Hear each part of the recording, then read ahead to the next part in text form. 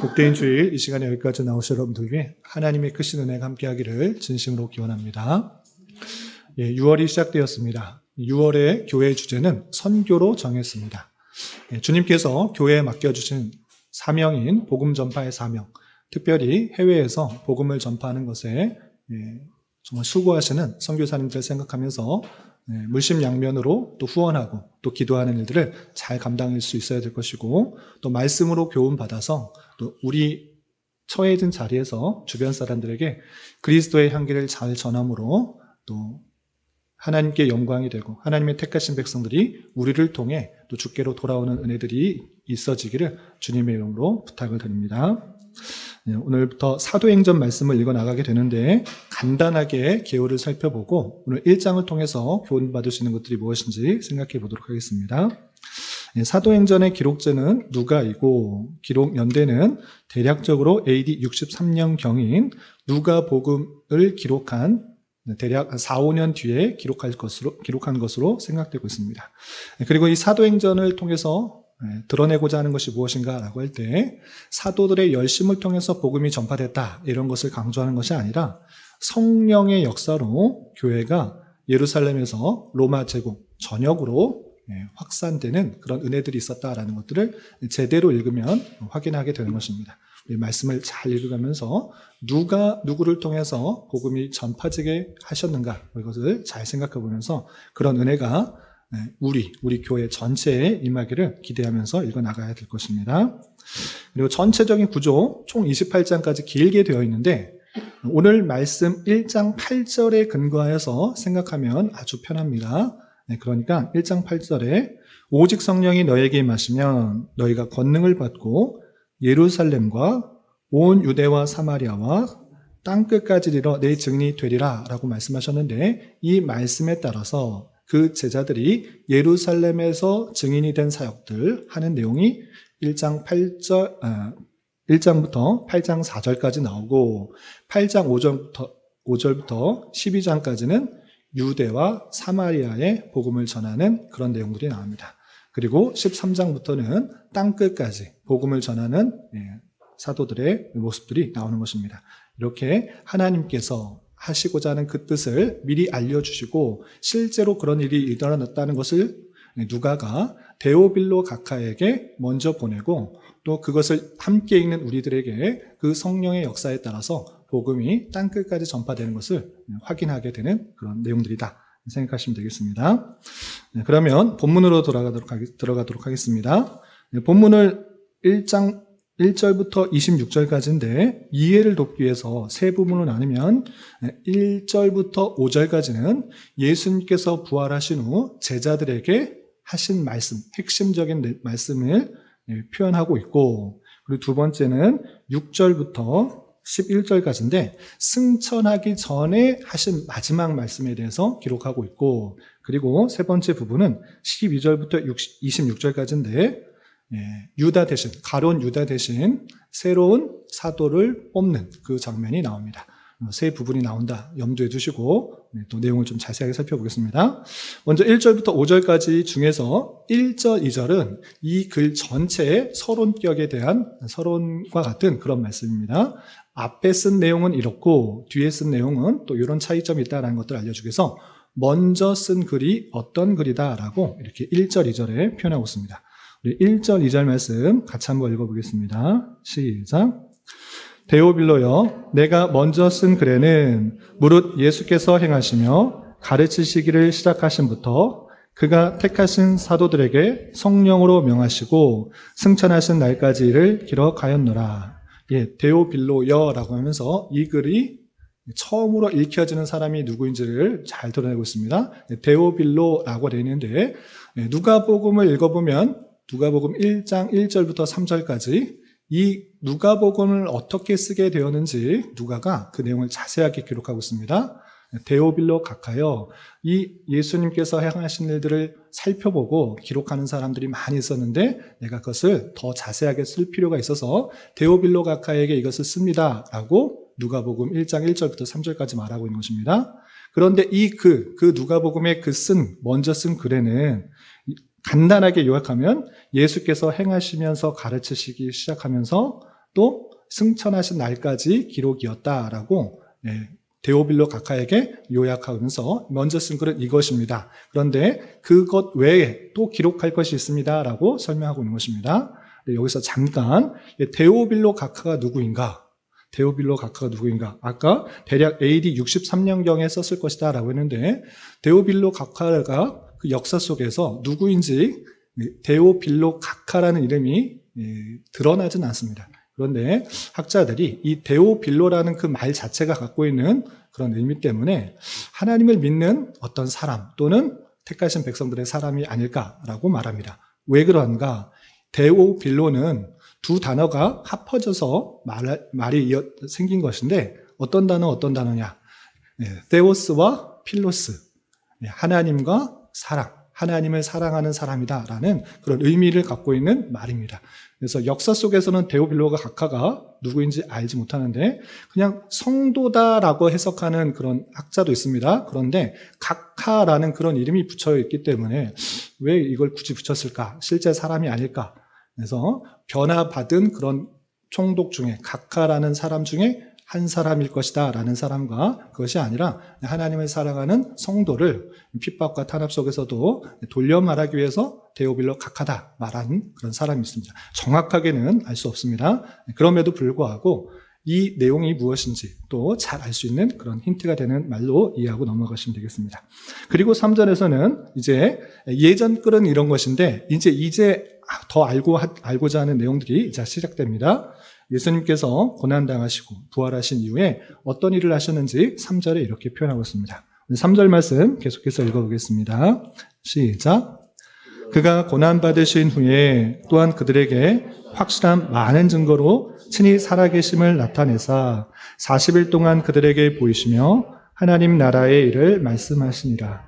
고난받으신 후, 고난받으신 것. 그냥 많은 채찍들 받고 신문당하시고 십자가에 달려 돌아가신 이후 예수님께서는 다 아시다시피 부활하신 것입니다. 부활하신 이후에 어떻게 하셨느냐? 확실하게 내가 부활했다. 내가 영으로 나타난 것이 아니라 영이 보여진 것이 아니라 실제 육이 있다라는 것을 40일 동안 많은 사람들에게 확실히 보여서 증거하였다. 그리고 하나님의 나라의 일을 알려주었다. 이렇게 그가 부활 이후 40일 동안 어떤 일을 하셨는지 핵심적으로 말하고 있는 것입니다. 그런데 여기서 그치지 않고 예수님께서 제자들에게 이런 말씀을 하셨다라는 것들을 분명히 밝혀주고 있습니다. 어떤 말씀인가? 4절부터 5절까지 같이 계속 읽어보겠습니다. 시작. 사도와 함께 모이사 그들에게 분부하여 이르시되 예루살렘을 떠나지 말고 내게 들은 바 아버지께서 약속하신 것을 기다리라. 요한은 물로 세례를 베풀었으나 너희는 몇 날이 못되어 성령으로 세례를 받으리라 하셨느니라. 40일 동안 계시면서 자신이 확실히 부활했다는 것을 알려주고 하나님의 일들을 말한 것이지만 핵심적으로 꼭 기록해야 될 내용들이 있는데 그건 무엇이냐? 사도들에게, 그 남아있는 사도들에게 예루살렘 떠나지 말라. 내가 부활하더라도 승천하더라도 예루살렘 떠나지 말고 그곳에 모여 있어라. 왜? 약속하신 것이 있으니까 떠나지 말고 약속하신 것, 그 약속을 받을 수 있도록 예루살렘을 떠나지 말라라고 말합니다. 그 약속하신 것이 무엇인가 라고 할 때 성령으로 세례를 받을 것이라는 그 약속이 있을 것이니까 예루살렘을 떠나지 말라라고 하는 것입니다. 그럼 성령으로 세례를 받는 것이 무엇인가? 이것에 대한 다양한 견해가 있는데 뒤에 우리 교훈 받을 때 다시 한번 정리하고 성령 세례를 받을 것이니까 떠나지 말라 이렇게 말을 합니다. 말씀을 하십니다. 그리고 나서 거기에 모여있는 사도들이 또 예수님께서 예루살렘 입성하셨을 때 십자가에 달리기 전에 예루살렘에 입성했을 때 얘기했던 비슷한 말을 또 제자가 하는 것을 보게 됩니다. 이스라엘 나라의 회복에 대한 그 내용들인데 어떻게 질문하고 그것에 대한 답변이 무엇인지 6절, 7절 계속해서 읽어보도록 하겠습니다. 시작. 그들이 모였을 때 예수께 여쭈어 이르되 주께서 이스라엘 나라를 회복하심이 이때니까 하니 이르시되 때와 시기는 아버지께서 자기 권한에 두셨으니 너희가 알 바 아니요. 예수님께서 아직 십자가에 달려 돌아가시기 전 예루살렘에 입성하실 때 제자들이 물었습니다. 이제 드디어 이스라엘 나라가 회복되는구나. 참된 왕이 나타나서 이제 로마의 통치를 받는 것이 아니라, 분봉왕의 통치를 받는 것이 아니라 하나님의 예정된 그 왕이 이 나라를 회복시킬 것이다 라는 생각을 가지고 제자들뿐만 아니라 예루살렘에 있는 사람들도 모두 호산나 호산나 하면서 외쳤던 그 모습들을 보였는데, 오히려 십자가에 달려 돌아가셨습니다. 그런데 그것이 끝난 줄 알았는데 예수님께서 돌아가셨다가 3일 만에 부활하셨다? 이제 부활하셨으니까 이제 죄도 사해지셨겠다. 이제 이스라엘 나라를 회복시킬 왕으로 이제 나타나시겠구나 라고 생각하면서, 주님 부활하셨으니까, 확실히 부활하셨으니까 이제 왕이 되시는 것입니까? 또 묻는 것입니다. 그러자 예수님께서는 그런 것은 아버지께서 자기 권한에 두셨다. 너희가 알 필요가 없다. 너희가 그것에 대해서 신경 쓸 것이 없다 라고 말하면서, 여전히 그 제자들, 아니 사도들에게 있어서도 아직도 이스라엘 나라를 회복을 기대하는 모습들이 여전히 남아있는 그 모습들을 확인하게 됩니다. 그리고 8절에 아주 핵심적인 말씀인데, 사도행전의 주제라고도 할 수 있는 그 말씀입니다. 승천하시기 전에 마지막으로 이 말씀을 하셨는데, 어떻게 말씀하시고 승천하셨는지 8절 말씀 같이 한번 읽어보겠습니다. 시작. 오직 성령이 너희에게 임하시면 너희가 권능을 받고 예루살렘과 온 유대와 사마리아와 땅끝까지 이르러 내 증인이 되리라 하시니라. 성령이 너에게 임하시면, 아까도 제자들에게 핵심적으로 한 말씀이 무엇이었습니까? 예루살렘을 떠나라고 했습니까? 떠나지 말라고 했습니까? 떠나지 말라. 왜? 약속하신 것이 올 거니까. 약속하신 것이 무엇이다? 성령으로 세례를 받을 것이니까 그거 기다려라. 떠나지 말고 성령으로 세례를 받기 위해서 기다려라 라고 말씀하셨는데, 또다시 오직 성령이 너에게 임하시면, 성령으로 세례를 받으면 너희가 권능을 받고 예루살렘과 온 유대와 사마리아와 땅끝까지로 내 증인이 되리라 라고 말씀하시고 승천하시게 됩니다. 이 말씀에 대한 해석도 우리 좀 뒤에 다시 살펴보도록 하겠습니다. 그리고 나서 예수님께서 승천하시는데, 제자들은 왜 승천하셨을까? 이스라엘 나라를 회복하려고 하신 거 아니었는가? 다 의아하다가 천사가 예수님에 대해서 증언하면서 예수님의 승천의 그 이야기가 맞춰지게 됩니다. 계속해서 9절부터 11절 함께 봉독하겠습니다. 시작. 이 말씀을 마치시고 그들이 보는데 올려져 가시니 구름이 그를 가려 보이지 않게 하더라. 올라가실 때 제자들이 자세히 하늘을 쳐다보고 있는데, 흰옷 입은 두 사람이 그들 곁에 서서 이르되, 갈릴리 사람들아 어찌하여 서서 하늘을 쳐다보느냐? 너희 가운데서 하늘로 올려주신 이 예수는 하늘로 가심을 본 그대로 오시리라 하였느니라. 마지막 그 말씀하시고 하늘로 올려주셨던 것입니다. 구름이 가리져서 이제 더 이상 예수님이 보이지 않는데, 제자들은 어안이 봉반해서 왜 가셨을까? 우리는 어떡하라고? 우리는 계속 예루살렘에 있어야 되는가? 이렇게 의아하고 있는 중에 흰옷 입은 두 사람이 나타나서 왜 계속 하늘을 쳐다보느냐? 예수님께서는 올려주신 그대로, 그 모습 그대로 오실 것이다 라고 얘기를 하면서 이제 돌아갈 수 있도록 하는 그 모습을 보게 됩니다. 이렇게 1장 11절까지는 예수님께서 마지막 제자들에게 부탁하시고 승천한 그 메시지가 나온 이후에, 이제 예수님께서는 승천하시고 남은 제자들은 어떻게 하는가? 그 말씀 그대로, 예수님께서 분부하신 그대로 예루살렘에서 성령의 오시기를 기다리는 것입니다. 그래서 예루살렘으로 돌아와 제자들은 기도에 힘쓰는 내용이 12절부터 14절까지 이어집니다. 우리 계속해서 말씀을 읽어보도록 하겠습니다. 함께 봉독합니다. 시작. 제자들이 감람원이라 하는 산으로부터 예루살렘에 돌아오니, 이 산은 예루살렘에서 가까워 안식일에 알맞은 길이라. 들어가 그들이 유하는 다락방으로 올라가니, 베드로, 요한, 야고보, 안드레와 빌립, 도마와 바돌로메, 마테와 및 알페오의 아들 야고보, 셀료니 시몬, 야고보의 아들 유다가 다 거기 있어 여자들과 예수 어머니 마리아와 예수의 아들과 더불어 마음을 같이하여 오로지 기도에 힘쓰더라. 예수님께서 승천하셨습니다. 그 장소가 어디였는가? 12절에 보면 감람원이라 하는 산이었다 이른바 감람산이다라는 것입니다. 감람나무가 많기 때문에 감람산, 올리브 나무가 많은 그런 산이었는데 그 산은 예루살렘과 멀지 않았습니다. 이때 예수님께서 승천하신 때가 언제였는가 보니까 안식일이었습니다. 안식일 때는 멀리 가지 못하도록 했는데 그것이 일이 되기 때문에 전통으로 가지 않도록 했는데 그 멀지 않은 길이었습니다. 바로 예루살렘에서 붙어있는 그런 산이었기 때문에 안식일임에도 불구하고 가까워서 걸을 수 있는 거리였다. 그래서 감람산에서 예루살렘으로 돌아왔다. 안식일에 돌아왔다라고 표현하고 있는 것입니다. 돌아와서 뭐 했는가? 다락방으로 예수님께서 성찬을 나눴던 그 다락방으로 가서 11 제자와 또 예수의 어머니, 예수의 아들과 더불어 오로지 기도에 힘쓰면서 그 제자들과 함께 모인 사람들이 기도를 더욱더 하는 그 모습들을 보게 됩니다. 그럴 때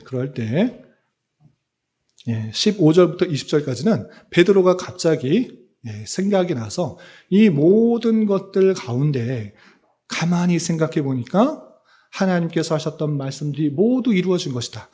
그리고 이것에서 그치지 않고 지금 유다, 가롯이라 하는 가롯 유다가 스스로 목숨을 끊어서 자살하였는데 그 수에 대해서는 어떻게 해야 될 것인가?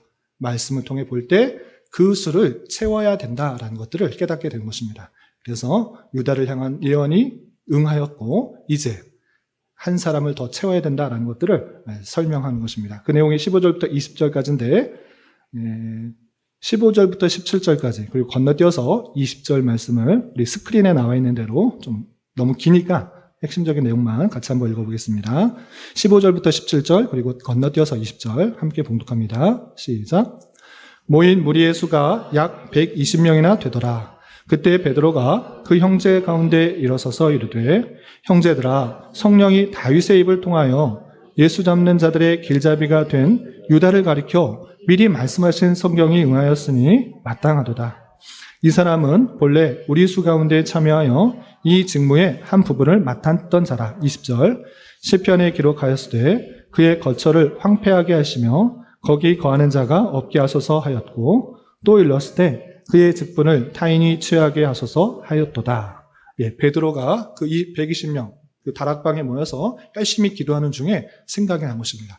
가만히 보니까 그 유다가 없어진 것, 유다가 그 사도가 있다가 자살하여서 없어졌는데 그 모든 것들이 예수님께서도 말씀하셨고 구약 성경에 말씀하셨던 것들이 다 이루어진 것이다. 다 성경이 응하여진 것이다 라고 말하였던 것입니다. 그래서 하나님께서 말씀하셨고 성령을 통해서 말씀하셨고 예수님께서 말하였던 그 모든 것들이 이루어졌다라고 말하는 것에 그치지 않고 성경을 보면 그 직분을 타인이 취하게 하도록 한 그 말씀이 있으니 우리가 그 대신 유다 대신 다른 사람이 그 직분을 맡아 감당하게 해야 된다라고 표현하고 있는 것입니다. 이 시편의 인용은 시편 69편 25절과 시편 109편 8절인데 그대로 반복하면서 그 말씀을 근거로 해서 유다 대신 다른 사람을 취하여서 그 수를 채워야 된다라고 말을 하고 있는 것입니다. 그 이야기를 듣고 함께 모였던 제자들이 맞다. 하나님의 말씀이 그것을 대신하여 채우도록 했으니까 그 뜻을 이루기 위해서 사람을 세우자라고 말하는 것입니다. 그래서 그럼 어떤 사람을 세워야 되느냐? 그것에 대한 조건이 나오고 그 조건에 맞는 사람 둘을 세우고 그 사람을 세우기 위해서 하나님께 기도하고 제비를 뽑아 마띠아가 뽑혀 사도의 수에 들어갔다라는 내용이 21절부터 26절까지 나옵니다. 조금 길지만 우리 21절부터 26절까지 마지막으로 함께 읽어보겠습니다. 시작. 이러함으로 요한의 세례로부터 우리 가운데서 올려져 가신 날까지 주 예수께서 우리 가운데 출입하실 때에 항상 우리와 함께 다니던 사람 중에 하나를 세워 우리와 더불어 예수께서 부활하심을 증언할 사람이 되게 하여야 하리라 하거늘 그들이 두 사람을 내세우니 하나는 바사바라고도 하고 별명은 유스도라고도 하는 요셉이요 하나는 마띠아라. 그들이 기도하여 이르되 무사람의 마음을 아시는 주여 이 두 사람 중에 누가 주님께 택하신 바 되어 봉사 및 사도의 직무를 대신할 자인지를 보이시옵소서. 유다는 이 직무를 버리고 제 곳으로 갔나이다 하고 제비 뽑아 마띠아를 얻으니 그가 11 사도의 수에 들어가니라. 베드로의 말을 다 동의했습니다. 성경 말씀 응하게 하기 위해서 다른 사람을 세워야 되는데 어떤 사람을 세워야 되느냐? 조건을 답니다. 어떤 조건이냐?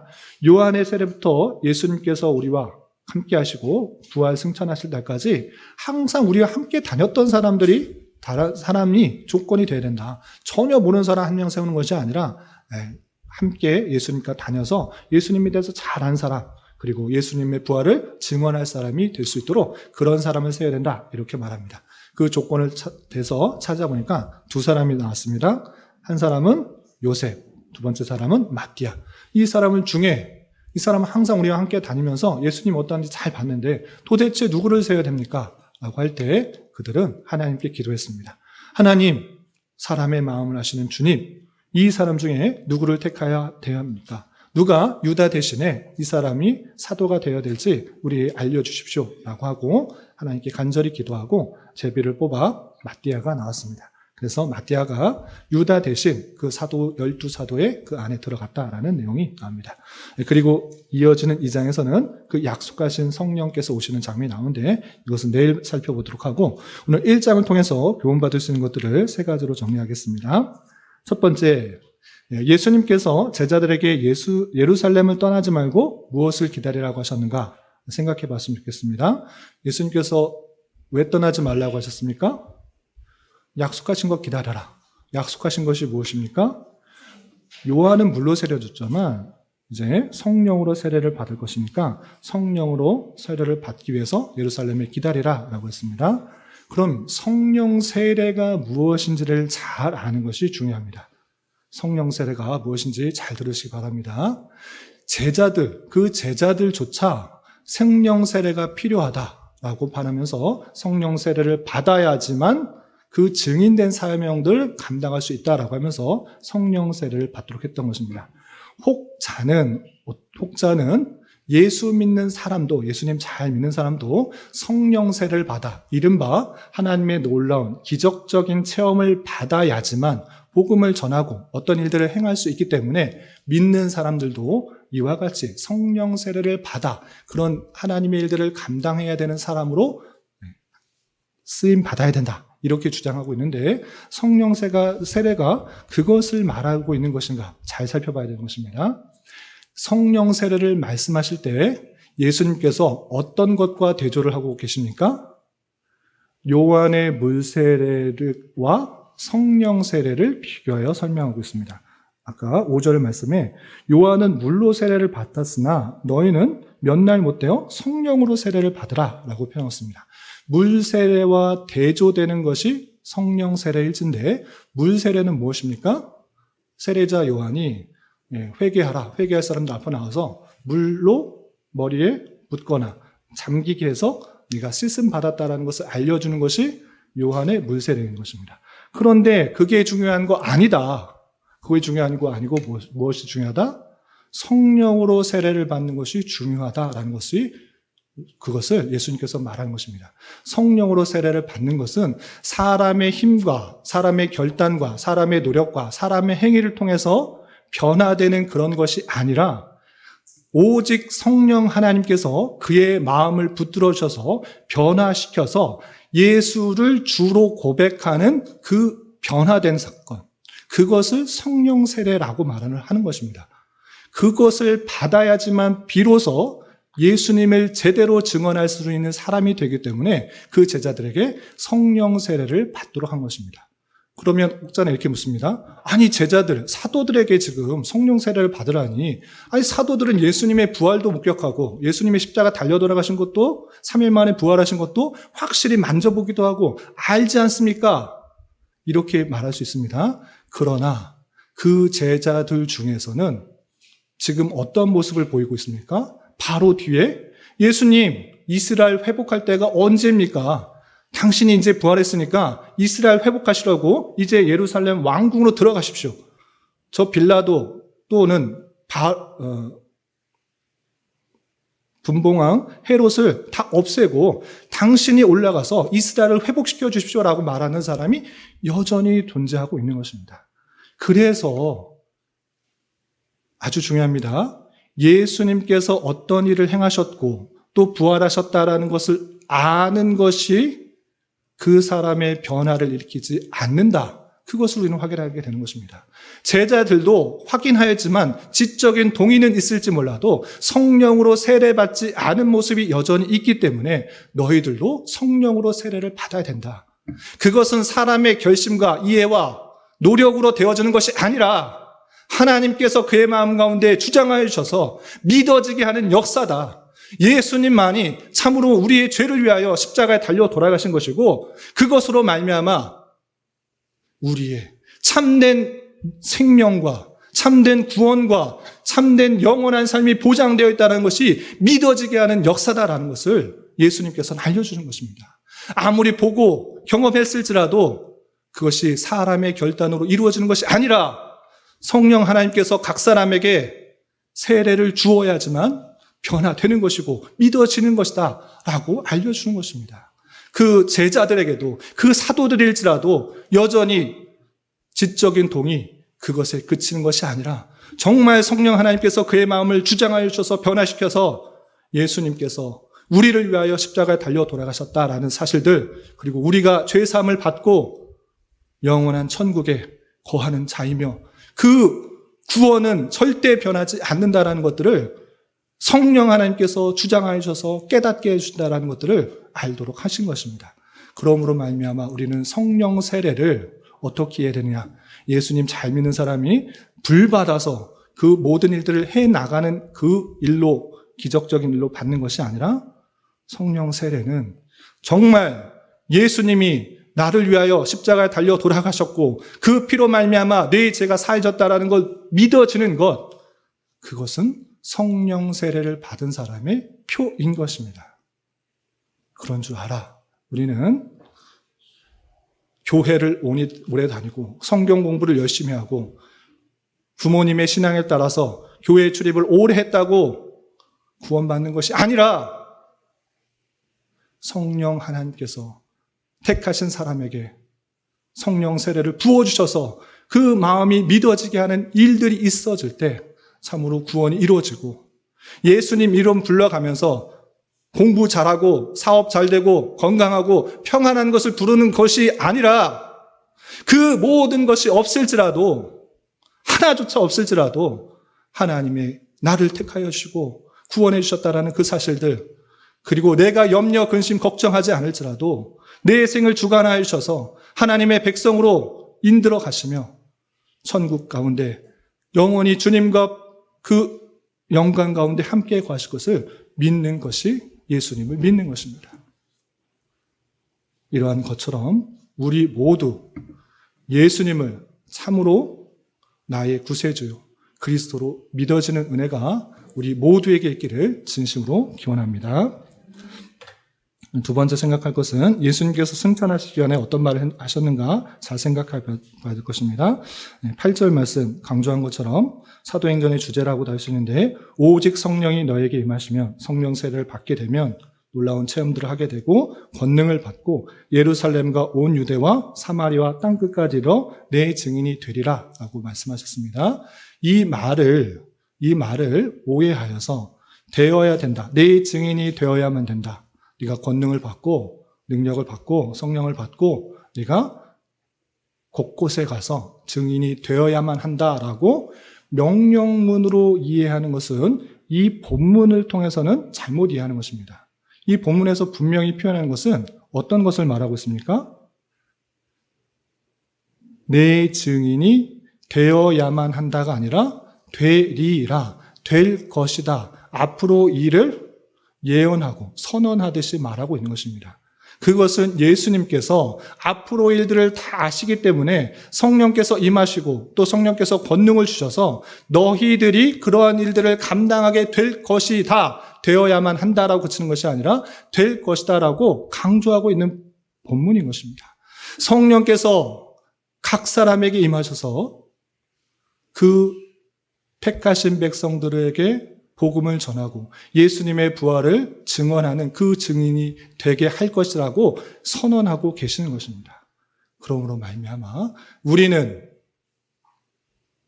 이 말씀에 근거하여서 그때 당시의 사람들만, 제자들과 그 모인 사람들만 성령 받아서 전하는 것이 아니라 이 말씀은 우리 교회에게 영원히 주신 그 사명인 줄 알아 그것을 잘 감당하게 소망하는 자가 될 것입니다.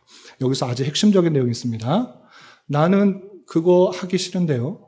나는 그 사명 감당하기 싫은데요. 내가 꼭 그걸 감당해야 됩니까? 하나님께서 택하신 백성들을 알아서 구원하실 텐데 그것을 꼭 감당해야 됩니까? 라고 할 수 있는데 하나님의 놀라운 사역 가운데 불의의 그릇, 악한 도구로 쓰임받는 것이 아니라 선한 도구, 그것으로 쓰임받는 것에 우리는 기뻐함을 가져야 될 것입니다. 하나님께서 사람들을 택하셔서 그 놀라운 일들을 이루실 것입니다. 그러할 때 그것이 택함을 받아 쓰임받는 것이 주인공의 역할인 것을 잘 알아야 할 것입니다.